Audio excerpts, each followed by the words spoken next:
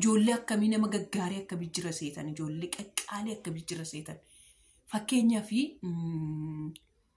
garee beekishoo keessatti garee carraa walii aakunnu walii abaafnu jedhu keessatti jechuudha carraa sadaffaarra jira carraa tokko qaasanii ijoollee gaggaarii qaqqaalii akkanaan isaan biraa nafne akkanaan isaan biraa duubatti illee deebine akka illee natti dhagaamneedhanii jalqabni isaa qarshii 3,000 ture carraa 5 bitan carraa koo ta'eet malee qixxee konkolaataa eebbukooti bitanii ture achi horra deebi'ee carraa lammaffaa baajaajii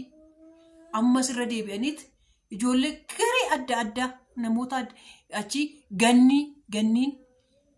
carraa 4 bitte ganniin jedhamtu carraa 4 bitte eshi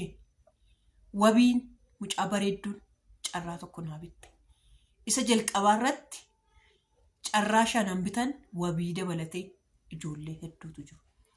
amma immoo lammaffaa maal seenamu maalitti laata ishiinis isa miiliyoona tokko jechuudha isa miiliyoona tokko odoon nama kam dur namni eenyu yoo lakkoofsan kutate qarshii 2,000 ijoollee lamatu gaggaarii ijoollee lamatu dhufeetu akkan keessaa nafne miiliyoonni sun odoo naa bahee qixxee naa kennanii jechuudha qixxee naa kennanii qixxee anaan nama na godhaniiti jechuudha dhugaa rabbii naa kennu baatanillee naa bahuu baatullee carraan sun naa bahuu baatullee qixxee miiliyoona naaf godhaniiti qixxee anaaf sirritti naaf dhammaniiti jechuudha kanaaf jechuudha ijoollee gaggaarii akkasii kana intala takkitti baalageena jala jirtutu na arrabsiisa jechuudha afaan gadhee afaan baalagee akkanan dubbadhu akkananii odoo akka ishii namaa goote immoo nama ajjeefte turte fakkeenyaaf an akka sabboontuu wallagga lixaa odoo amma ishii naa taate ati funyootta si olii qabdee na fanniftee na ajjeefta usuma dhugaa koo isiniin jedha dhugaa waaqa jiraata sabboontuuni waggaa 2 baranaa jechuudha waggaa 2 baranaa abbaan manaa koo cuubeedhaan wawwaraanee bakka du'aaf jireenya jidduu namatti ture yuutuubiin dhiigan jaalatu yuutuubiin dhiigan agarsiisu malee silaa amma mati viidiyoo waraabamee na harka jira dhugaa waaqa jiraata dhiiga san ishittan erge ishiin dafteet garee guddina Oromoo keessatti ergitee jechuudha garee guddina Oromoo keessatti ergiteet akka abbaan hebbuu gargaaramee fayyee har'a jechuudha ijoolleen koo abbaa malee anaftu har'a jechuudha ijoolleen koo abbaa malee anaftee too oolte godhanii gargaaranii har'a iddoo kanaan dhaaban isaan odoo akkana dhufanii natti dubbatanii dhugaa rabbii haadha ibbaati baafte taate haadha ibbaa akkas taate ta'edha odoo natti dubbatanii isaan irraa hin bareeda dhugaa rabbii ijoolleen garee guddina Oromoo san keessa turan ijoollee qaalii ijoollee akkas hin jedhaman ijoollee nama akkasittiin jedhamu miti dhugaa rabbii ijoollee garee Amiishoo keessa warri turan an akka fayyoo kun odoo isaan dhufanii natti dubbatanii natti dhaga'amu kun garuu eessaa akka ishiin dhufte hin beeku baalageedhaati dhugaa rabbii ana jireenya na caccabse malee jireenya na dulloomse malee dulloomtuuti ishii siifiyyuu mimmaan koo buusuun qaban ijoolletti gaafa yaadadhu mimmaan koo qabachuu hin danda'u malee baalagee akka keetitiin bo'an ararraa kaasee tokkotti tona jalatti barreesse bilookii keetinan si obaasee si ari'a ani yuutuubiin naasaa qudidee jedheen garanaaf garasitti deemee asiifachi deemee maal ta'e jedheen ofii kootii fi olii gadi dhiphataa jira kun immoo dhufteetti jaarti caccabduu maal haasoftii itti dhugaa rabbii viidiyoo san jala dhaqaati ilaalaa suma dhugaa viidiyoo san jala dhaqaati ilaalaa ani baalagee akka keetii miti malee jechuudha isa naaf kenne siifaa kennuudha akkasina baarra ani koo doon zannate jechuudha dhugaa waaqa jiraata eenyuun ol hin caala isa dhugaa eenyuun ol hin caala garuu maalaa godhu waan an godhu wallaalee akkanan gadi bayeetoo zannadhe akkanan gadi bayeetoo olii gadi zannaxeetoo akka namaa meekaappii dibadhee olii gadi hin jennee malee jechuudha. Kootu durii koodoo argite.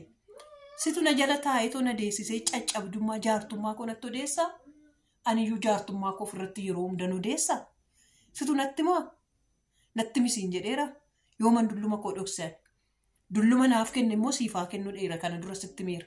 Dulluma naaf kenne siifoo kenne maraattee badda addunyaa kanarraa maraattee too baddaatiin tala baalagee maqaa Yesuus qabattee too teessee maqaa Yesuus waamtee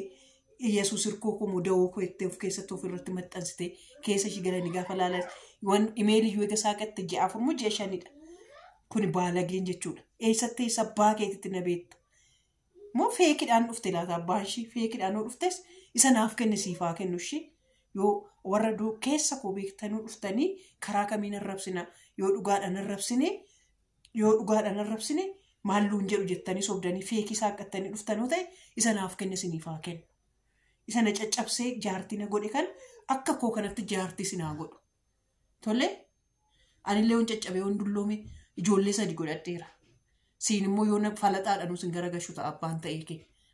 Anaa namaa nan dubbisina nama salphoo nan godhina dhugaa rabbii. An nama kolfee taphachuu malee kolfee haasa'uu malee ijoollee garee guddina Oromoo galateeffadhadheen viidiyoo san hojjedhe. Sagalee isaa garuu jalaa duuchee walumaa galatti ijoolleen garee guddina Oromoo keessa jirtan Waaqayyo koo sinaa eebbisuu guddaa isaa galatoomaa isa dhugaa Waaqaan gaditti abbaan eebbuu akka gargaaramee akka fayyee akka dhaabate har'a ijoolleen koo abbaa malee akka nafne angodhan ijoollee garee guddina Oromooti. Achi keessatti haasa'een ture kalee sirritti garuu yuutuubiin maaliif akka ta'e hin beeku gaash yuutuubii atis sagalee kana hiikkadhutoo na jalaan qabinani garee ani cerebral palsiin guddisaa wayin immoo CP mucaa CP guddisaa kanaaf atis na jajjabeessuu qabdaa yuutuubii koo sheerii gochuu qabda shi garee yuutuubii dhageessitta atis jajjabina naaf kennuu qabda yaa yuutuubiin nana anna qabduu miti waa'ee cerebral palsii wayin immoo waa'ee CP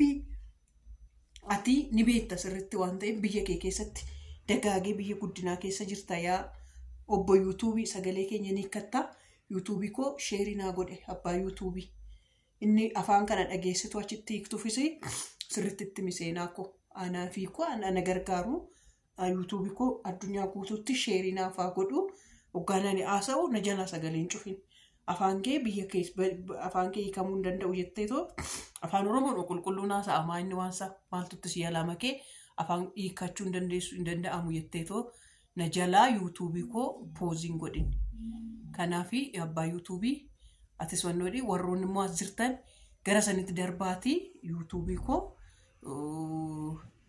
isa san jechuudha sabiskiraabii naaf godha liinkii isas jala jiru